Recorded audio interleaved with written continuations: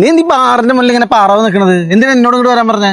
നീ എന്തെങ്കിലും ഇവിടുന്ന് വാങ്ങിച്ചു തരുന്നുള്ള പ്രതീക്ഷയിലാണ് ഞാൻ ഇങ്ങോട്ട് വരാൻ പറഞ്ഞത്. ബെസ്റ്റ് 20 രൂപ ഉണ്ട് കയ്യില്, വാങ്ങിച്ചൊരു ചായ മേടിച്ചരാ.